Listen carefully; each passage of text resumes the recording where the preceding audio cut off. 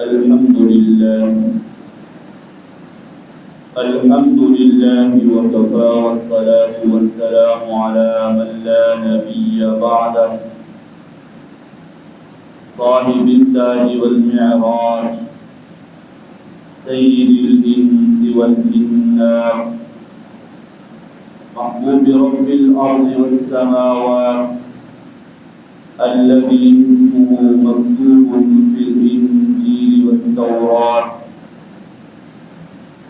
وعلى آله وأصحابه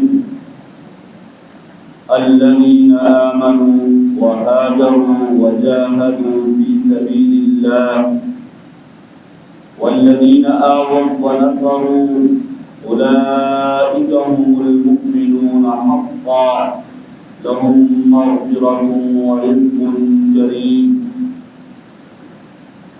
أما بعد فأعوذ بالله من الشيطان الرجيم بسم الله الرحمن الرحيم ولا تقف ما ليس لك به علم إن السمع والبصر والفؤاد كل أولئك كان عنه مسؤولا. وقال تعالى يا أيها الذين آمنوا إن جاءكم فاسق بنبأ فتبينوا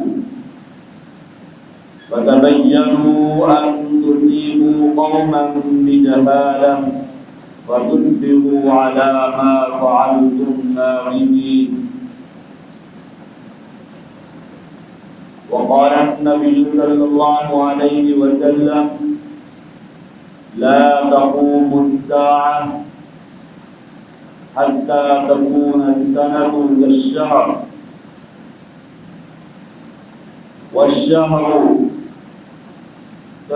كالأصبع إلى آخر الحديث أو كما قال النبي صلى الله عليه وسلم آمنت بالله صدق الله العلي العظيم وبلغنا رسوله النبي الأمين الكريم ونحن على ذلك لمن الشاهدين والشاكرين والحمد لله رب العالمين. اللهم صل على محمد وعلى آل محمد كما صليت على إبراهيم وعلى آل إبراهيم إنك حميد مجيد. اللهم بارك على محمد وعلى آل محمد كما باركت على إبراهيم وعلى آل إبراهيم إنك حميد مجيد. میرے انتہائی واجب الاحترام اور قابل عزت اکرام بھائیو دوستوں، انسان اس دنیا کے اندر مختلف ضرورتوں کے ساتھ پیدا ہوا ہے. بے شمار ضرورتیں، بے شمار تقاضے، بے شمار حاجتیں اس کے ساتھ وابستہ ہیں، اور ان ضرورتوں کو پورا کرنے میں ہر انسان دوسرے کا محتاج ہے. اللہ تعالیٰ نے دنیا کا یہ نظام اس طرح بنایا ہے کہ اس دنیا کے اندر کوئی بھی انسان اپنے طور پر اپنی تمام ضرورتوں کو پورا نہیں کر سکتا، بلکہ ان ضرورتوں کو پورا کرنے میں ہر انسان دوسرے سے جڑا ہوا ہے، اور ان ضرورتوں کو پورا کرنے کے لیے انسان اپنی اس ضرورت کو، اس تقاضے کو لازمی طور پر دوسرے کے سامنے پیش کرتا ہے. شروع زمانے سے اپنی حاجت، اپنی ضرورت، اپنے تقاضے کو اور اپنے مدعا کو، اپنے اندر کی بات کو دوسرے تک پہنچانے کے لیے دو ذرائع، دو طریقے استعمال ہوتے تھے۔ نمبر 1 زبان اور نمبر 2 قلم۔ زبان کے ذریعے سے انسان اپنی بات، اپنا مقصد، اپنا منشا اور اپنا مدعا، اپنی ضرورت، اپنی حاجت دوسرے تک پہنچا دیتا ہے۔ اور دوسرا طریقہ قلم، کہ قلم کے ذریعے سے اپنا منشا، اپنا مدعا اور اپنا نظریہ آدمی دوسرے تک پہنچا دے۔ شروع سے یہ دو طریقے چلے آ رہے ہیں۔ حضرات انبیاء علیہم الصلاۃ والتسلیمات کا بھی یہی طریقہ رہا۔ چنانچہ حضرت آدم علیہ الصلاۃ والسلام سے لے کر جناب محمد مصطفیٰ صلی اللہ علیہ وسلم کا طریقہ بھی یہی رہا کہ آپ اپنی بات کو دوسرے تک پہنچانے کے لیے ان دو ذریعوں کا استعمال کرنا ہے، زبان کا استعمال اور قلم کا استعمال۔ تمام انبیاء علیہ السلام نے اسی طریقے کو اختیار کیا۔ آپ اچھی طرح جانتے ہیں کہ آپ نے جب نبوت کا اعلان فرمایا تو کوہ صفا پر کھڑے ہو کر آپ نے اعلان فرمایا، یا ایھا الناس قولوا لا الہ الا اللہ تفلحون۔ اس وقت آپ نے اپنی اس زبان مبارک کو استعمال کیا۔ اس زبان مبارک کے استعمال سے آپ کا مدعا سامنے والوں تک پہنچا۔ مختلف مقامات پر، مختلف مواقع پر آپ صلی اللہ علیہ وسلم اپنی زبان مبارک سے، صحابہ کی زبان مبارک سے دین اور دین کا مدعا لوگوں تک پہنچا ہے۔ یہاں تک کہ حج کا موقع جب آتا تھا یا مشرکین مکہ کے مختلف میلے لگتے تھے تو اس موقع کو بھی آپ صلی اللہ علیہ وسلم غنیمت سمجھتے اور غنیمت سمجھ کر آپ وہاں جاتے، اپنی زبان مبارک کو استعمال فرماتے اور اپنا مدعا، اپنا منشا حج کے موقع پر مختلف علاقوں سے آنے والے لوگوں کو پہنچاتے۔ چنانچہ حج کے موقع پر آپ صلی اللہ علیہ وسلم کی ایک مرتبہ کی محنت سے مدینہ منورہ مشرف کا اسلام ہوا۔ آپ نے حج کے موقع پہ حضرت ابو ذر غفاری رضی اللہ تعالیٰ عنہ کو دعوت دی، وہ مسلمان ہوئے اور انہوں نے جا کر مدینہ منورہ میں دین کا پیغام پہنچایا، محمد عربی صلی اللہ علیہ وسلم کا دین وہاں پہنچایا۔ اس کی برکت سے پورا کا پورا مدینہ آہستہ آہستہ مسلمان ہوا اور مدینہ کی ریاست پائی۔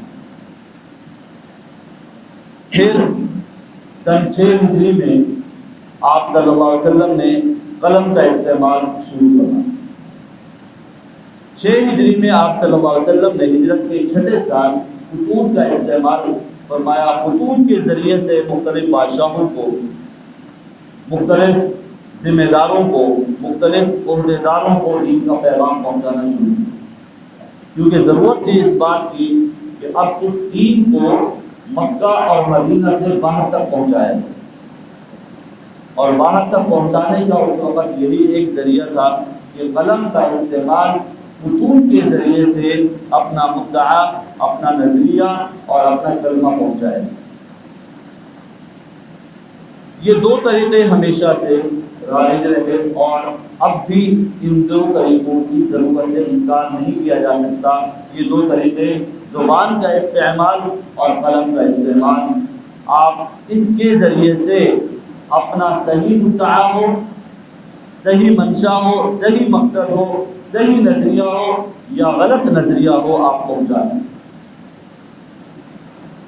آج کی یہ صدی اور آج کا یہ زمانہ چونکہ ترقی کا زمانہ ہے اور سائنس اور ٹیکنالوجی جس طرح دوسرے میدانوں کے اندر ترقی کر رہی ہے اور پتہ نہیں کہاں تک جائے گی، تو اس ترقی کا ایک طریقہ اور ایک نمونہ اپنے مدعا اور اپنے منشا، اپنے مقصد کو پہنچانے کا ایک ذریعہ میڈیا بھی۔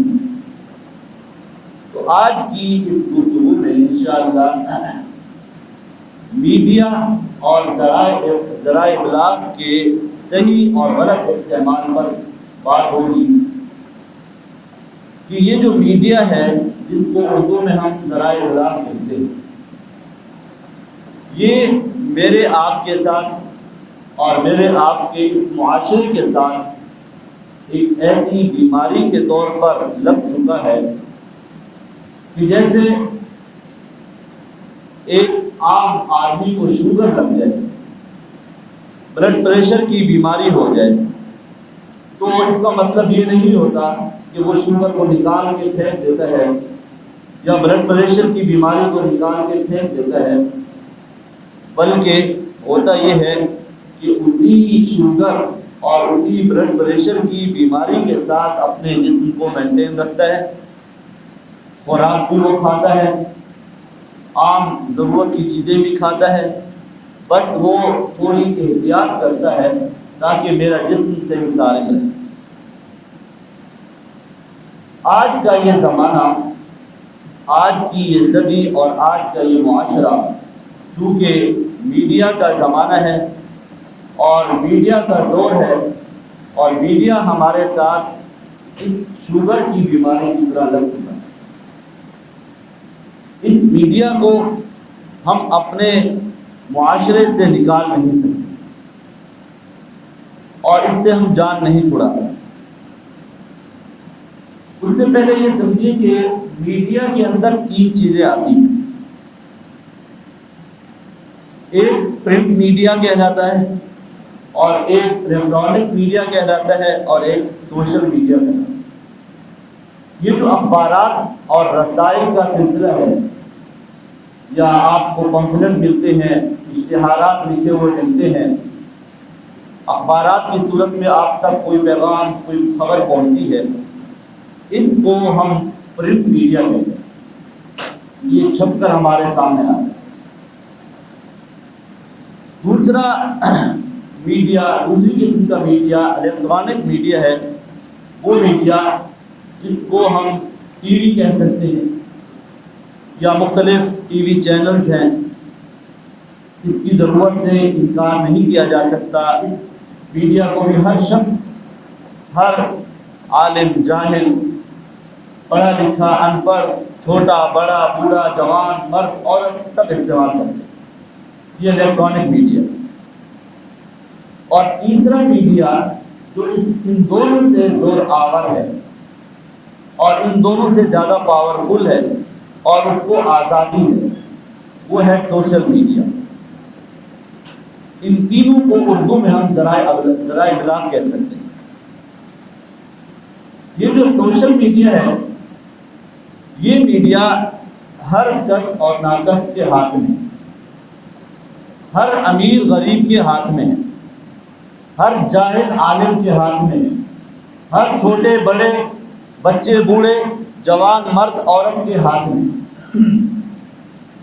اور اس کی مختلف صورتیں ہیں، جس میں واٹس ایپ، فیس بک، یوٹیوب اور انسٹاگرام، ٹویٹر، یہ سارے جتنے بھی سافٹ ویئر ہیں، یہ سارے کے سارے آپ کے سوشل میڈیا کے اندر آتے ہیں۔ اس وقت یہ سوشل میڈیا جتنا آزاد ہے اور جتنا زیادہ استعمال ہو رہا ہے، کوئی اور میڈیا اتنا نہیں استعمال میں آ رہا۔ اخبارات کو آپ جانتے ہیں بہت کم لوگ پڑھتے ہیں۔ ایک زمانہ تھا کہ کسی علاقے میں جب اخبار آ جاتا تو علاقے کے، محلے کے سارے لوگ جمع ہو جاتے، اور ایک پڑھا لکھا آدمی وہ اخبار پڑھتا تھا اور دوسرے لوگ اس کو سنتے تھے، اور پھر مشہور ہو جاتا تھا کہ آج فلاں نے یہ بیان دیا، فلاں کی یہ خبر آئی ہے، فلاں جگہ پہ ایسا ہو گیا۔ بس یہ ذریعہ تھا، لیکن اس کو لوگوں نے چھوڑ دیا، بہت کم لوگ استعمال کرتے ہیں۔ اس سے آگے بڑھ کر ٹی وی چینلز ہیں، ٹی وی چینل کو بھی کم لوگ استعمال کرتے ہیں، جن کے پاس کیبل ہے، نیٹ ہے یا ٹی وی کے شوقین ہیں، وہ لوگ اس کو استعمال کرتے ہیں۔ لیکن تیسری قسم کا جو میڈیا ہے، سوشل میڈیا، یہ اتنا آزاد ہے اور اتنا عام ہے کہ جس کے گھر میں روٹی بھی نہیں بنتی وہ بھی ٹچ موبائل اور اسمارٹ فون اپنے ہاتھ میں لے کر اپنا وقت اس پہ لگا رہا ہے۔ اور میرے بھائی المیہ یہ رہا، شروع سے المیہ یہ رہا کہ بجائے اس کے کہ ہم ترقی کے میدان کے شہسوار بنتے یا ترقی کے میدان کے ہم ترقی کے قافلے کے ہم لیڈر بنتے، کہ ہم ترقی کو آگے لے کر جاتے، ایسا بھی نہیں کیا ہم نے، اور ایسا بھی نہیں کیا کہ اس ترقی کے قافلے میں ہم پیچھے رہتے، قافلے میں شامل ہو جاتے، ہم نے یہ بھی نہیں کیا۔ ہم نے بس اس بات کو برداشت کیا کہ ترقی کی راہ میں جو قافلہ چل رہا ہے اس کا گرد و غبار بن جائے۔ اس کو ہم نے ترقی سے ہم بالکل دور رہے، اور اس کا نتیجہ یہ نکلا کہ میڈیا کی یہ تینوں صورتیں، چاہے وہ الیکٹرانک میڈیا ہو، چاہے وہ پرنٹ میڈیا ہو، چاہے وہ سوشل میڈیا ہو، یہ تینوں صورتیں یہودیوں اور یہودیوں کے اعلی کام کے حق ہیں۔ آج میں آپ اس بات کا المیہ ظاہر کرتے ہیں، اس بات کا رونا روتے ہیں کہ میڈیا کا غلط استعمال ہو رہا ہے، میڈیا غلط پیغام پہنچا رہا ہے، اور میڈیا غلط تاثر پھیلا رہا ہے، میڈیا غلط نظریات ہمیں دے رہا ہے، میڈیا ہمارے معاشرے کو تباہ کر رہا ہے۔ کبھی ہم نے اپنے گریبان میں جھانک کر دیکھا، سوچا کہ ہم نے اس میڈیا کو صحیح استعمال کرنے کے لیے کیا اقدامات کیے؟ جیسے میں نے عرض کیا کہ یہ میڈیا میرے آپ کے ساتھ شوگر کی بیماری کی طرح لگ چکا ہے۔ کوئی اگر یہ کہتا ہے کہ میں اس سے بچ جاؤں گا، یا میں زیر زمین چلا جاؤں گا، میں آسمان کی بلندیوں میں چلا جاؤں گا، میں غاروں میں چھپ جاؤں گا، ایسا نہیں ہو سکتا۔ اس معاشرے میں نے آپ نے رہنا ہے، اور رہ کر اس میڈیا کے ذریعے سے میں نے آپ نے متاثر ہونا ہے۔ یہی میڈیا ہے کہ اگر آپ اس میڈیا کو صحیح طریقے سے استعمال کریں، صحیح استعمال میں لے آئیں، تو یہ آپ کی اور آپ کی نسلوں کے لیے بہترین ذریعہ ابلاغ بن سکتا ہے۔ جیسے میں نے شروع میں عرض کیا کہ شروع میں ابلاغ اور پیغام کو پہنچانے کا ذریعہ زبان تھا، اس کے بعد قلم آیا، اب زبان اور قلم کی بجائے لوگوں کی توجہ اور لوگوں کی جو ہے زیادہ تر اہمیت اس بات کی طرف جا رہی ہے کہ زبان کا استعمال بھی کم ہو، قلم کا استعمال بھی کم ہو، اس میڈیا کے ذریعے سے اپنا پیغام پہنچا۔ چونکہ اس میڈیا پر یہودی اور یہودیوں کے اعلی کار بیٹھے ہیں، جس میں قادیانی ہیں، اور آپ اچھی طرح جانتے ہیں کہ خاص طور پر جو الیکٹرانک میڈیا ہے، یعنی ٹی وی چینلز، ان ٹی وی چینلز پر ایک مخصوص طبقہ اہل تشیع وہ حاوی ہے، اچھی طرح حاوی ہے۔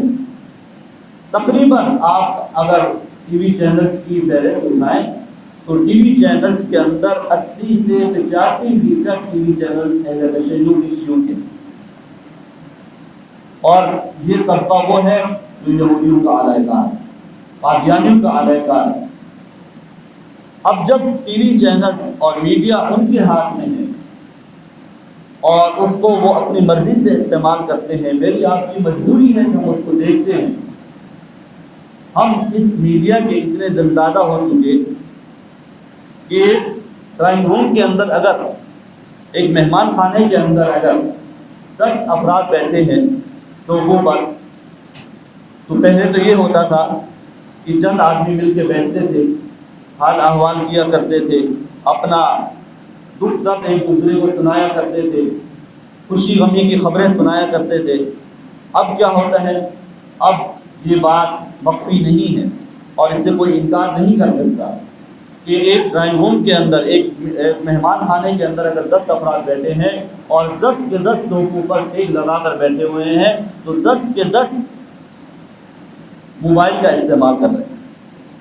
اور سناؤ، تھوڑی دیر بعد یہ بات آئے گی، اور سناؤ، سنا وہ کیا ہوا، یہ دیکھو یہ فیس بک پر یہ خبر آ گئی۔ یہ معاشرے کا المیہ ہے اور یہ ہماری مجبوری ہے۔ اس سے اور اگر آپ گہرائی میں جائیں تو آپ اور میں اس بات کا انکار نہیں کر سکتے کہ اگر ایک گھر کے 10 افراد ہیں اور 10 کے 10 کے پاس فارغ وقت ہے تو 10 کے 10 آدمی، 10 کے 10 افراد، جس کے اندر بچے بھی شامل ہیں، جس کے اندر عورتیں بھی شامل ہیں، جس کے اندر جوان بھی شامل ہیں، بوڑھے بھی شامل ہیں، 10 کے 10 افراد کے پاس اپنا موبائل یا اپنا ٹیب ہوگا اور وہ اپنی دنیا میں مگن ہے۔ کوئی یوٹیوب پر لگا ہوا ہے، کوئی فیس بک پر لگا ہوا ہے، کوئی واٹس ایپ پر لگا ہوا ہے۔ اسی کو آپ صلی اللہ علیہ وسلم نے فرمایا یتقارب الزمان، ایک وقت آئے گا کہ زمانہ قریب ہو جائے گا، زمانہ قریب ہو جائے گا، یہاں تک کہ ایسا لگے گا کہ سال مہینوں کے برابر ہو گیا ہے، مہینہ ہفتے کے برابر ہو گیا ہے، ہفتہ دن کے برابر ہو گیا ہے، اور دن فرمایا کہ آگ کی چنگاری کے برابر ہو گیا ہے۔ اس کو ہم عام طور پہ یوں بھی کہہ سکتے ہیں کہ وقت کے اندر بے برکتی ہو رہی ہے۔ اس حدیث کا مفہوم یوں بھی لے سکتے ہیں کہ سال گزرتے ہوئے پتہ نہیں چلتا۔ اور بعض علماء نے اس کا مطلب یہ بھی لکھا ہے کہ دنیا آپس میں اتنی گھل مل گئی ہے کہ دنیا ایک گاؤں بن گئی۔ پہلے زمانے میں آپ جانتے ہیں کہ اپنا پیغام پہنچانے کے لیے خطوط کا استعمال ہوتا تھا اور اس خط کو پہنچتے ہوئے مہینوں لگ جاتے تھے۔ ہمیں یاد ہے اچھی طرح کہ 2002 سے پہلے میں جب تعلیمی زمانے میں تھا تو ہمارے والد صاحب ہمارے گھر سے خطوط آتے تھے اور اس خط کو پہنچتے ہوئے مہینہ لگ جاتا تھا۔ ہم ڈاک خانے کے باہر جا کر معلوم کرتے تھے ہمارا کوئی خط ہے، اور جب خط آتا تھا تو اس کو بڑے شوق سے پڑھتے تھے، کئی دن تک اس کو پڑھتے رہتے اور پھر اس کا جواب لکھا جاتا تھا، کئی دن لگ جاتے۔ لیکن اب وہ وقت نہیں رہا۔ اب جو خبر شہر کے اندر پھیل رہی ہے، جو خبر امریکہ کے نیو یارک کے اندر پھیل رہی ہے، وہ اس وطن عزیز کے ایک چپے کے اندر بھی پھیل رہی ہے۔ اسی لمحے کے اندر اگر آپ امریکہ میں فون کر کے دیکھیں کہ اس وقت کیا ہوا دنیا میں، تو وہی خبر آپ کو ایک گاؤں دیہات کا آدمی بھی دے گا۔ میڈیا اتنا تیزی سے پھیل گیا ہے، اس نے ہمیں اتنی تیزی سے جکڑ لیا ہے کہ ہم اس کے چنگل سے نکل نہیں سکتے، اور یہ ہماری ضرورت بن ہے۔ اس کا منفی استعمال بھی ہو رہا ہے اور مثبت استعمال بھی ہو رہا ہے۔ تو اب اصل جو توجہ دلانی ہے، مجھے اس بات کی طرف توجہ دلانی ہے کہ جب ہم اس کو استعمال کر ہی رہے ہیں اور ہماری مجبوری ہے، بچہ بھی استعمال کرتا ہے، جوان بھی استعمال کرتا ہے، بوڑھا بھی استعمال کرتا ہے، مرد بھی استعمال کرتا ہے، عورت بھی استعمال کرتی ہے، کوئی اس سے پاک نہیں ہے الا ماشاء اللہ۔ جب ہم اس کو استعمال کر ہی رہے ہیں تو ہم اپنے نبی صلی اللہ علیہ وسلم کی سنت کو سامنے رکھتے ہوئے اللہ اور اس کے رسول کا پیغام اس میڈیا کے ذریعے سے عام کریں۔ اس لیے کہ آپ کو یاد ہوگا کہ جب مدینہ منورہ کے اندر مسلمانوں کی تعداد بڑھ گئی تو مسلمانوں نے اس بات کو سوچا کہ اب چونکہ ہماری تعداد بڑھ گئی ہے، پہلے تو یہ ہوتا تھا کہ چند آدمی ہوتے تھے اور وقت کا پتہ چل جاتا تھا، لوگ مسجد میں آ کر نماز پڑھ لیا کرتے، لیکن جب تعداد بڑھ گئی تو اللہ کے رسول صلی اللہ علیہ وسلم نے مشورہ کیا کہ لوگوں کو جو نماز کے لیے کیسے بلائیں۔ مختلف آراء ہیں، ایک لمبا واقعہ ہے۔ اسی مشورے کے اندر یہ بات اللہ کی طرف سے پھر طے ہوئی کہ آذان کا استعمال کیا جائے اور آذان کے ذریعے سے لوگوں کو جمع کیا جائے۔ یہ آزان اس وقت کا ایک میڈیا تھا، یہ ایک پیغام رسانی کا ایک ذریعہ تھا۔ آزان دی جاتی تھی اور آزان کے ذریعے سے لوگ کھینچا کھینچ مسجد کی طرف چلے آتے۔ الحمدللہ آج بھی وہ ذریعہ ہے، وہی ذریعہ چل رہا ہے۔ آزان کی آواز سنائی دیتی ہے، اور جس کے دل میں اللہ نے ایمان کی چنگاری رکھی ہے، ایمان کی چنگاری شرط ہے، میں عرض کر رہا ہوں، ذرا اس کو نوٹ کیجیے گا، جس کے دل میں ایمان کی چنگاری ہے وہ اس آزان کی آواز پر تڑپے گا اور تڑپ کر اپنے کاموں کو چھوڑ کر مسجد کی طرف آئے گا۔ اور اگر اس کا دل ایمان سے خالی ہے تو پھر آزان کی آواز اس کے سر کے اوپر سے گزر کے چلی جائے گی، اس کو پرواہ کرنی۔ اللہ کے رسول صلی اللہ علیہ وسلم نے اس وقت اس ذریعے کو استعمال کیا، اور اس ذریعے کے ساتھ آپ نے اپنا پیغام پہنچایا، لوگوں کو دین کی طرف متوجہ کیا۔ اور ساتھ یہ بھی عرض کر دوں کہ انسان کی فطرت ہے کہ اگر کوئی منفی خبر پھیلائی جاتی ہے تو اس منفی خبر کا تاثر بہت جلدی لیا جاتا ہے۔ اگر مثبت خبر ہو، خیر کی خبر ہو، اس کو بہت کم لیا جاتا ہے، لیکن اگر منفی خبر ہو جس کے اندر نقصان ہو، کسی کے اوپر الزام تراشی ہو، تہمت ہو، بہتان بازی ہو، اس خبر کو ایسے پھیلایا جاتا ہے میڈیا کے اوپر، ایسے اس کو قبول کیا جاتا ہے کہ جیسے حقیقت ہی نہیں۔ اس کی مثال میں آپ کو آج سے 1400 سال پہلے کی سیدہ عائشہ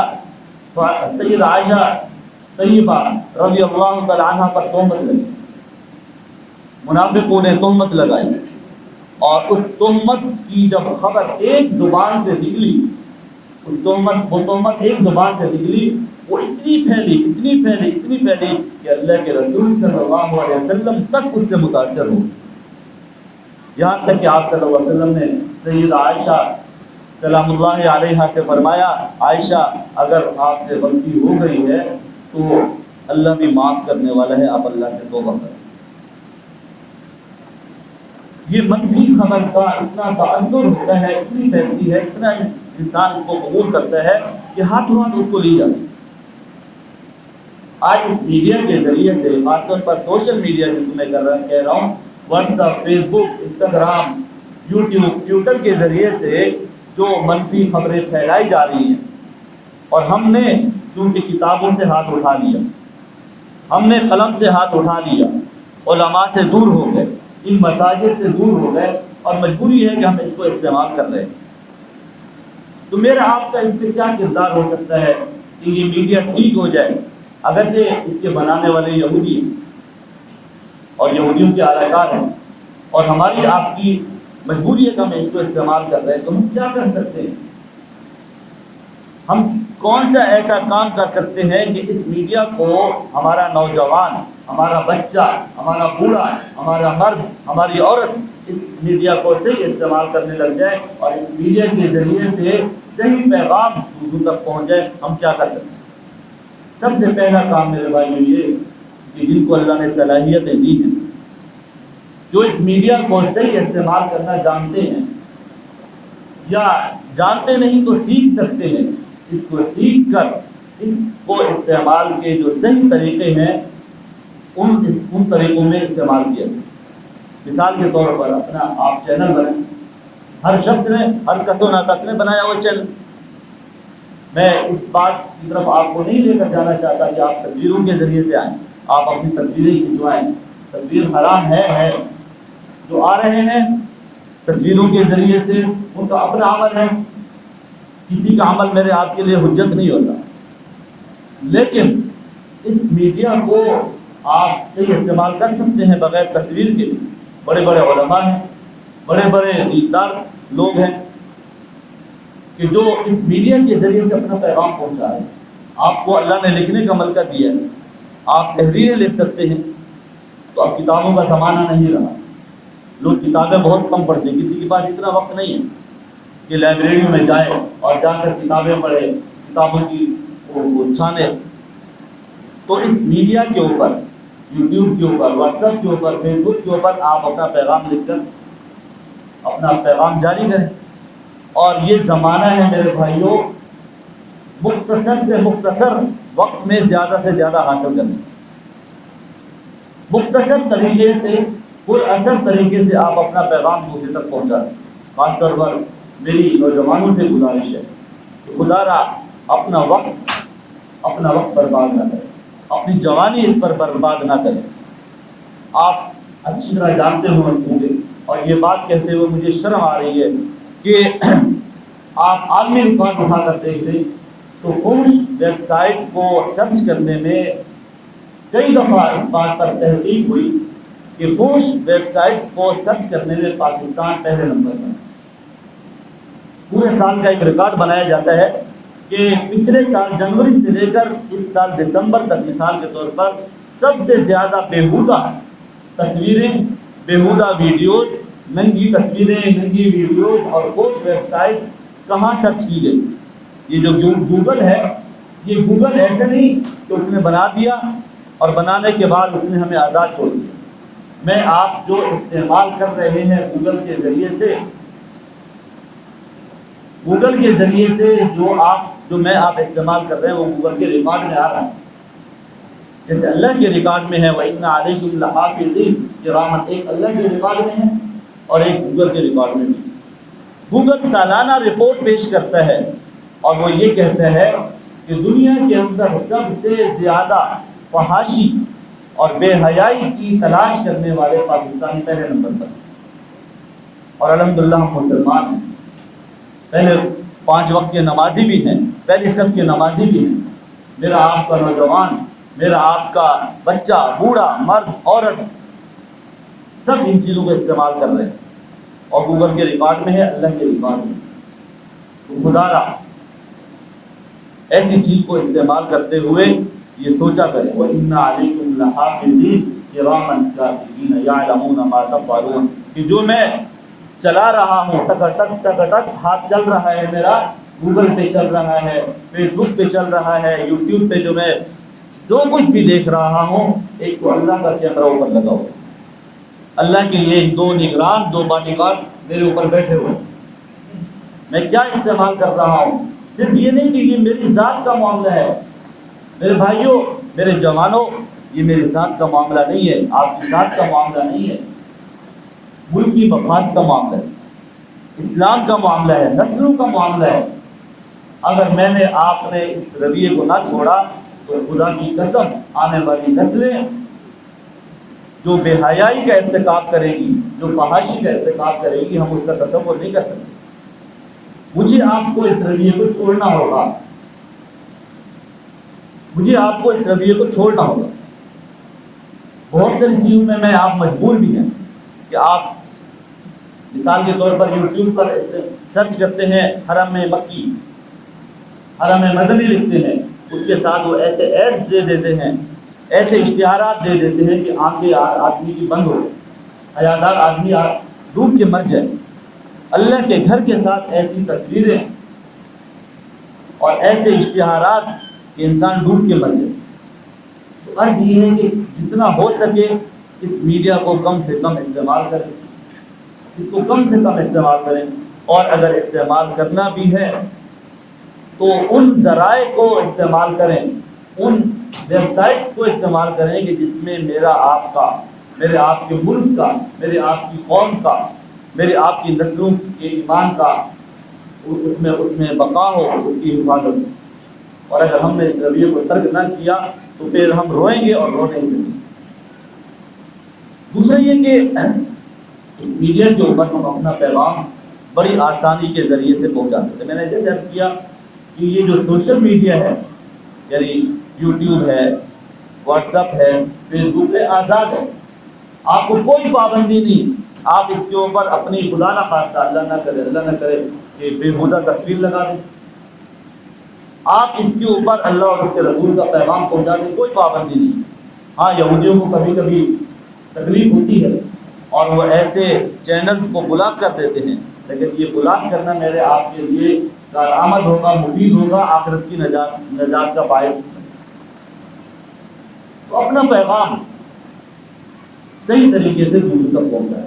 اور ایک اور بیماری جو میرے آپ کے اندر ہے، عام ہے، وہ یہ کہ ہم نے فیس بک کو کھولا، یوٹیوب کو کھولا، اور اس پہ لائک کیا، شیئر کیا، لائک کیا، شیئر کیا. مجھے آپ کو پتہ نہیں ہے کہ یہ بات حقیقت پر مبنی ہے یا حقیقت سے بالکل مختلف ہے. اور اب خاص طور پر آج کل ایک اور بہت بڑا المیہ چل پڑا ہے میرے بھائیوں، وہ یہ کہ حدیث لکھی جائے گی، حدیث کے نیچے کوئی حوالہ لکھ دیا جائے.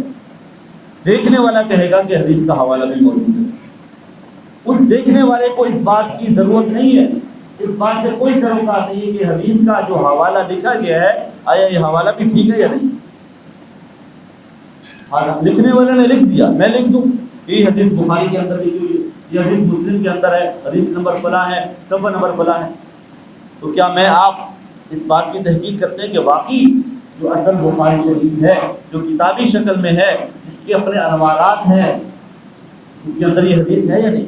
مجھے آپ کو اس کی ضرورت نہیں، اس سے کوئی سروکار نہیں.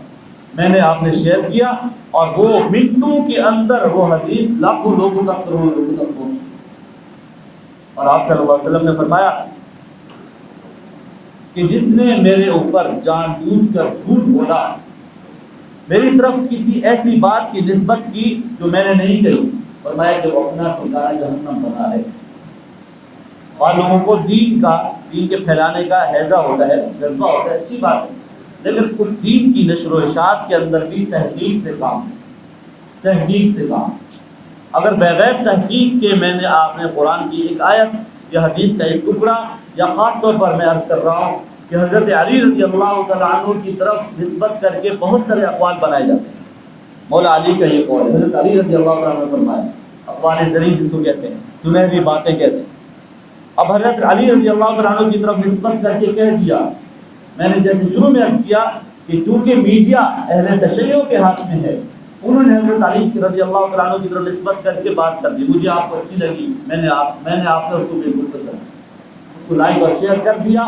اب صرف یہ نہیں کہ میں نے آپ نے دیکھا، بلکہ میرے آپ کے جتنے فرینڈز ہیں انہوں نے دیکھا، ان کے جتنے فرینڈز ہیں انہوں نے دیکھا، اور یہ لوگ، یہ بات منٹوں کے اندر کروڑوں لوگوں تک پہنچ گئی. حالانکہ وہ بات حضرت علی رضی اللہ عنہ کی نہیں تھی، حضرت ابوبکر صدیق کی نہیں تھی، حضرت عمر فاروق کی نہیں تھی.